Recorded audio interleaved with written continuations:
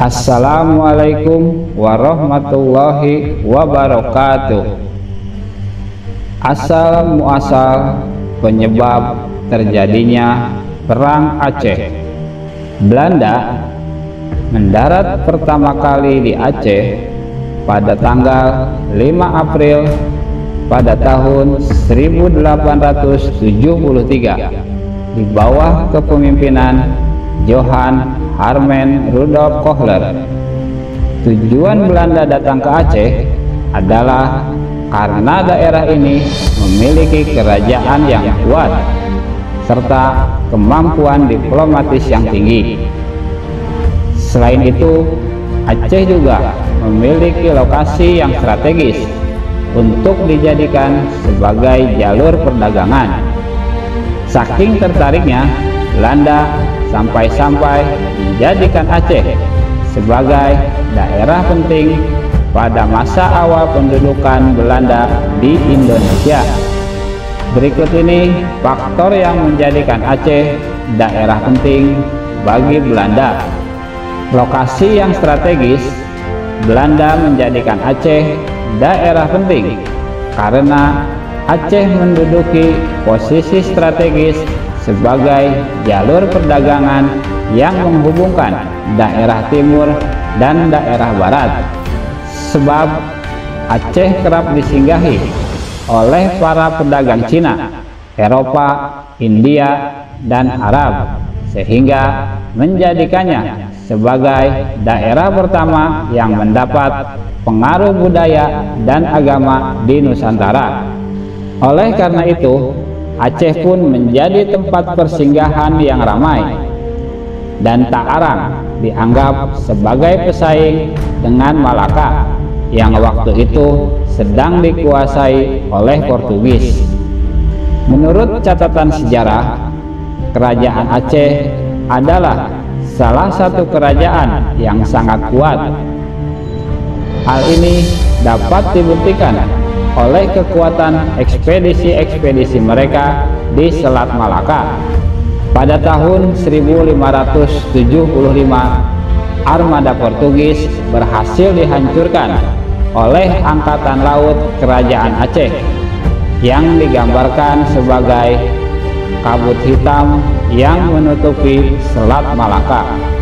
Keberhasilan ekspedisi Aceh di Selat Malaka juga tidak terlepas dari jeripayah sang pemimpin, yaitu Raja Maukuta, atau yang lebih kita kenal dengan nama Sultan Iskandar Muda. Kemudian pada tahun 1784, Aceh telah memiliki kekuasaan politik terbesar di Pulau Sumatera.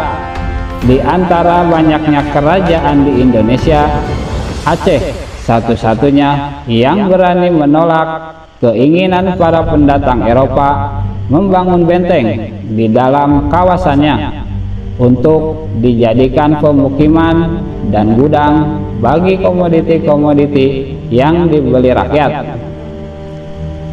Berbekal dengan kekuatan yang dimiliki, maka Belanda pun menjadikan Aceh sebagai daerah penting bagi mereka. Selanjutnya, Aceh juga merupakan salah satu daerah penghasil komoditi ekspor, sekaligus penguasa komoditi dagang yang mendunia, khususnya lada, kopra, dan pinang. Keunggulan mereka ini kemudian menjadikan kerajaan Aceh sebagai kerajaan penting yang diperhitungkan, dihormati, dan diakui kedaulatannya oleh bangsa kolonialis Eropa. Maka dari itu, tidak heran apabila banyak bangsa Eropa yang ingin bekerja sama dengan kerajaan Aceh, termasuk Belanda. Sebenarnya, Belanda telah menjalin hubungan kerjasama dengan Aceh cukup lama, jauh sebelum Perang Aceh yang terjadi pada tahun 1873. Akan tetapi, hubungan Belanda dan Aceh kerap mengalami pasang surut. Sejak abad ke-17, Belanda sudah berusaha menanamkan kekuasaannya di Aceh.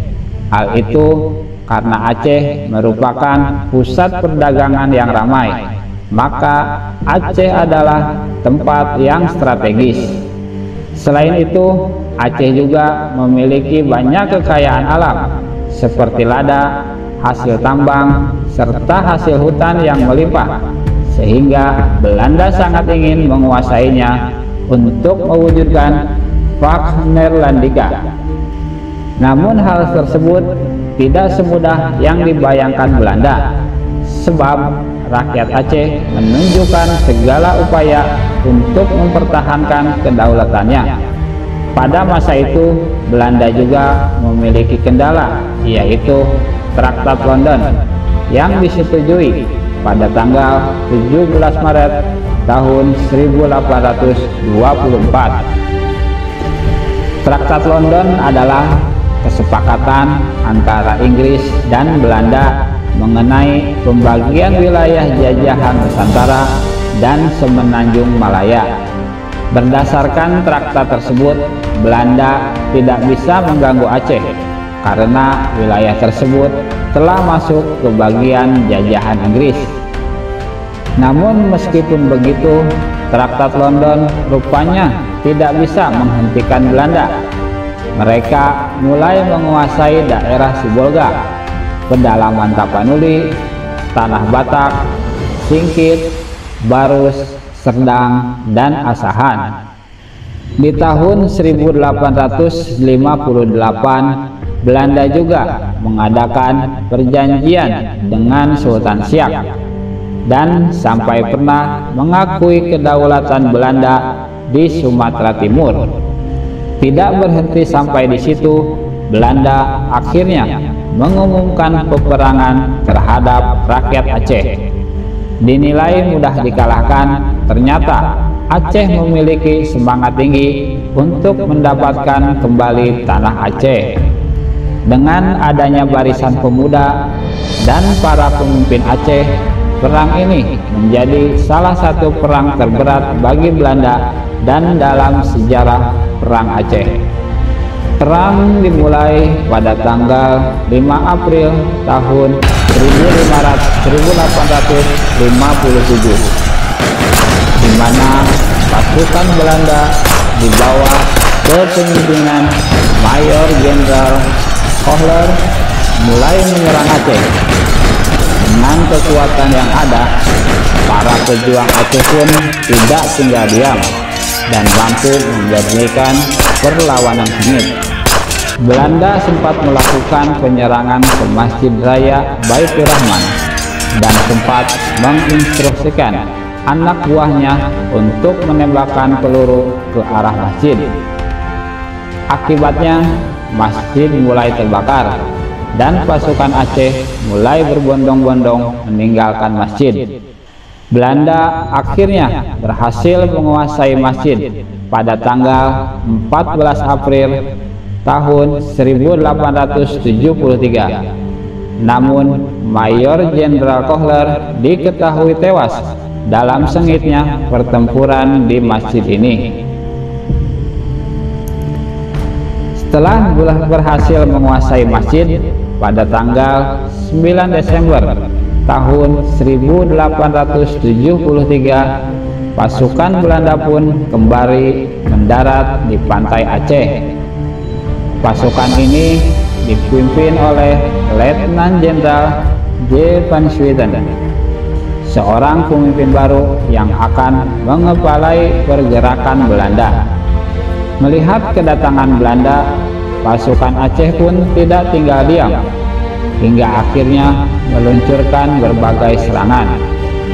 Namun sayangnya pasukan Aceh harus mengalah dan mundur karena persenjataan Belanda jauh lebih lengkap.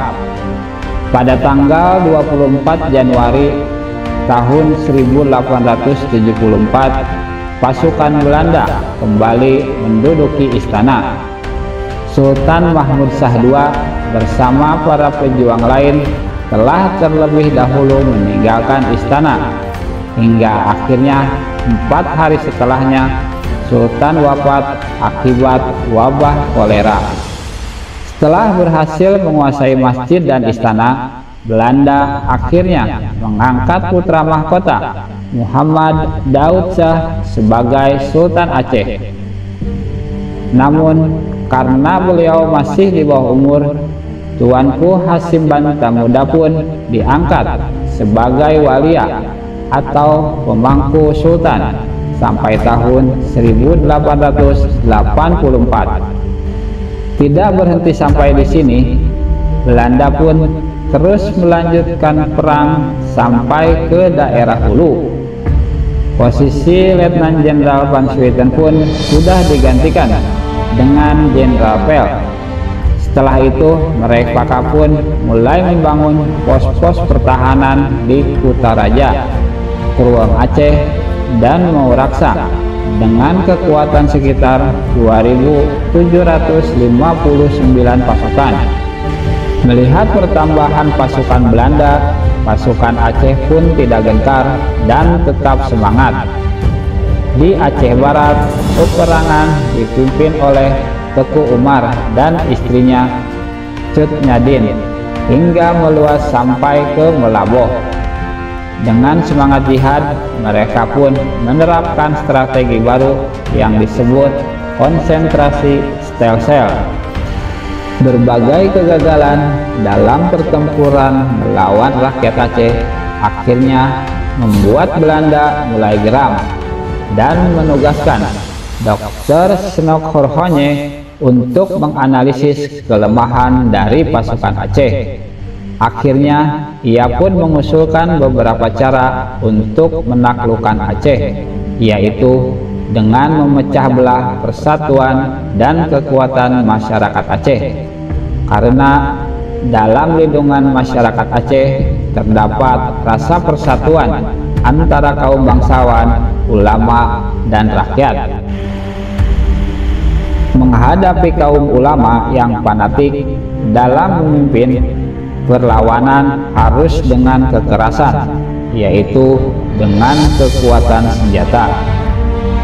Bersikap lunak terhadap kaum bangsawan dan keluarganya dengan memberikan kesempatan kepada mereka untuk masuk ke dalam kesatuan pamong praja di pemerintahan kolonial.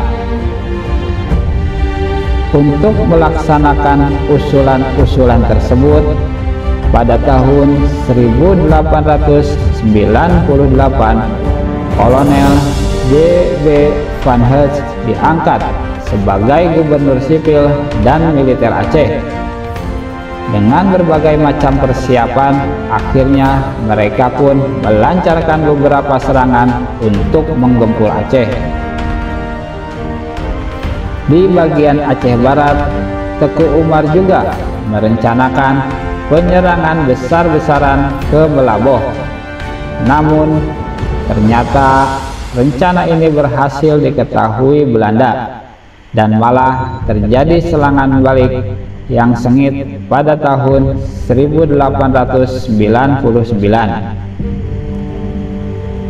Dalam pertempuran tersebut, akhirnya Teku Umar pun gugur, sedangkan pasukan Cut Nyadin terus melakukan perlawanan. Di bawah kepemimpinan Muhammad Daud Shah dan Panglima Polem, perang gerilya terus dilakukan sampai akhirnya Muhammad Daud menyerah, sementara Panglima Polem ditangkap bersama istri dan keluarganya. Sejak tahun 1873 hingga 1904, Belanda terlibat perang dengan Kesultanan Aceh yang disebut juga dengan Perang Aceh. Perang Aceh merupakan salah satu perang terlama di dunia. Upaya Belanda untuk dapat menguasai seluruh wilayah Sumatera ini terganjal di wilayah Aceh karena kerasnya perjuangan mereka. Selain itu, kurangnya informasi tentang daerah tersebut juga membuat Belanda benar-benar kewalahan. Dengan pertahanan seperti itu, Aceh menjadi kota yang sangat sulit untuk ditaklukkan oleh Belanda. Latar belakang penyerangan Belanda ke daerah Aceh. Perang Aceh terjadi karena keinginan Belanda untuk menguasai Aceh, di mana kedudukannya akan semakin penting baik dari segi strategi perang maupun jalur perdagangan. Sejak terusan Suez dibuka pada tahun 1869.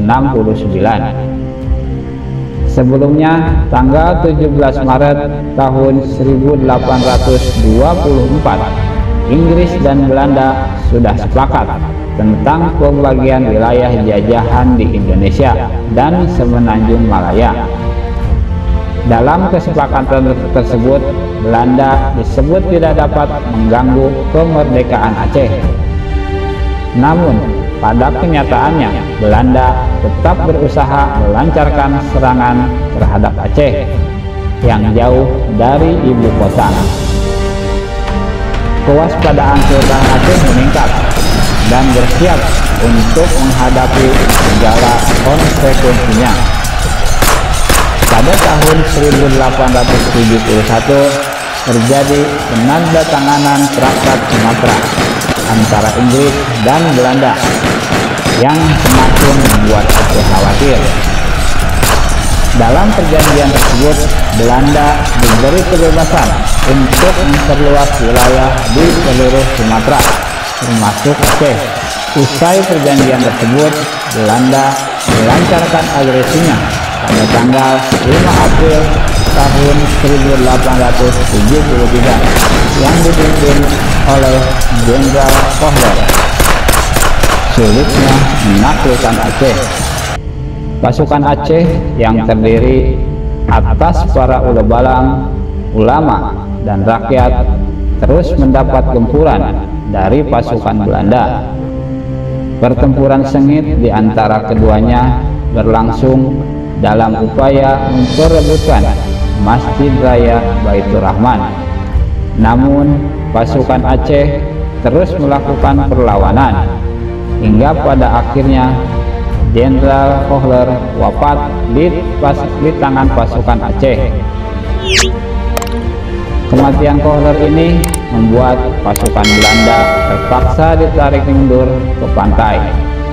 Dari kegagalan tersebut, Belanda kembali merapatkan barisannya pada serangan kedua pada tanggal 9 Desember tahun 1873 di bawah pimpinan Jan van Swieten. Dalam serangan kedua ini, Belanda berhasil membakar Masjid Raya Baitur Rahman dan menduduki Keraton Sultan. Kendati demikian, rupanya persiapan Belanda masih tidak lebih matang dibandingkan rakyat Aceh. Bagian pantai utara dan timur yang biasa dijadikan tempat masuk kapal-kapal dijaga dengan sangat baik oleh rakyat Aceh. Begitu juga dengan jalur darat di selatan dan pantai barat yang tidak kalah ketat dari penjagaan pasukan kerajaan Aceh. Untuk menghancurkan pertahanan, Belanda berusaha menghancurkan perkampungan dan pelabuhan dengan melakukan tembakan meriam. Kemudian, Belanda juga memanfaatkan orang-orang yang mudah diperalat untuk menjalankan siasat pecah belah. Namun, cara ini tetap tidak membuat pasukan Aceh mundur. Pasukan Aceh justru semakin mempersatukan kekuatan mereka dengan semaksimal mungkin dalam melawan Belanda. Selain itu, rakyat Aceh tidak mudah terbuai dengan adu domba yang dilakukan Belanda. Oleh sebab itu, Aceh menjadi wilayah yang sangat sulit ditaklukkan oleh Belanda. Penyebab runtuhnya Aceh. Kesultanan Aceh merupakan salah satu kerajaan Islam yang pernah berdiri di ujung barat Pulau Sumatera. Kerajaan ini mengalami masa kejayaan era kepemimpinan Sultan Iskandar Muda pada tahun 1607 sampai dengan 1636. Namun kerajaan ini mengalami keruntuhan yang disebabkan oleh konflik internal dan krisis kepemimpinan. Selain itu, invasi Belanda ke Aceh menjadi salah satu penyebab kemunduran Kesultanan Aceh hingga akhirnya runtuh pada awal 1900-an. Salah satu faktor yang membuat Kesultanan Aceh mengalami kemunduran adalah krisis kepemimpinan. Setelah meninggalnya Sultan Iskandar Muda pada tahun 1636, Kesultanan Aceh mengalami konflik internal. Konflik tersebut terjadi hingga Sultan Mahmud Shah naik tahta pada tahun 1870. Ia memerintah hanya sebentar, yakni hingga 1874. Pada masa itu, invasi Belanda ke wilayah Kesultanan Aceh memperparah permasalahan di dalamnya. Selain itu, permasalahan di Kesultanan Aceh diperparah dengan adanya perang saudara. Salah satu terjadi pada era kepemimpinan Sultan Alauddin Jauhar Alamsyah tahun 1795 sampai dengan tahun 1824. Permasalahan lain yang menyebabkan Kesultanan Aceh melemah adalah lahirnya Traktat Sumatera pada tahun 1871. Dalam Traktat Sumatera disebutkan bahwa Inggris wajib melepaskan diri dari segala urusan politik dan kebijakan Belanda di Sumatera. Traktat Sumatera ini merupakan revisi dari Traktat London yang dibuat pada tahun 1824. Dalam Traktat London, Inggris memiliki hak melindungi Aceh dari serangan bangsa manapun. Traktat London ini merupakan bentuk kerjasama antara Kesultanan Aceh dengan Inggris. Namun setelah direvisi dan muncul Traktat Sumatera, Kesultanan Aceh terancam akan diinvasi Belanda. Sejak saat itulah Belanda mulai menginvasi Kesultanan Aceh pada tahun 1873. Hal itulah yang menjadi awal perang di Aceh. Perang Aceh dimulai sejak Belanda menginvasinya pada Maret 1873. Sebelumnya, Belanda memulai dengan memberikan ancaman politik kepada Kesultanan Aceh. Namun, awal invasi yang dilakukan Belanda pada tahun 1873 mengalami kegagalan. Selain itu, Belanda kembali menginvasi Aceh pada tahun 1883, 1892, dan 1893. Ketika pecah konflik Belanda Kesultanan Aceh, Sultan Muhammad Daulah II meminta Rusia untuk memberikan status protektorat atau negara yang berada di bawah perlindungan negara lain yang lebih kuat, sehingga negara yang dilindungi tidak dianggap sebagai negara yang merdeka. Pada tahun 1879 dan pada tahun 1898. Namun permintaan dari Kesultanan Aceh tersebut ditolak oleh penguasa Rusia. Pada 1896, Belanda menyelundupkan Dr. Snoek Horhonje, seorang ahli Islam dari Universitas Leiden, untuk membantu menaklukkan Aceh. Snuk Horhonye yang saat itu mendapat kepercayaan dari banyak pejuang Aceh memberikan saran kepada Belanda. Ia menyarankan Belanda untuk merangkul para Ulu Balang. Setelah berhasil merangkul golongan Ulu Balang, Snuk Horhonye menyarankan Belanda untuk segera menghabisinya. Strategi tersebut berhasil hingga membuat Sultan Muhammad Daud Shah II menyerahkan diri kepada Belanda pada tahun 1903. Muhammad Daud Shah II menyerahkan diri kepada Belanda karena sebelumnya Belanda berhasil menculik keluarganya. Setelah itu, beberapa pejuang Aceh seperti Panglima Polem Muhammad Daud, Tuanku Raja Komala, dan Tuanku Mahmud juga menyerahkan diri kepada Belanda. Hal itulah membuat Kesultanan Aceh runtuh dan menjadikan Belanda menguasai Aceh. Akhir daripada Perang Aceh yaitu Perang Mulai Mereka. Setelah Cut Nyadin berhasil ditangkap lalu diasingkan oleh Belanda sampai akhirnya wafat pada tanggal 8 November 1908.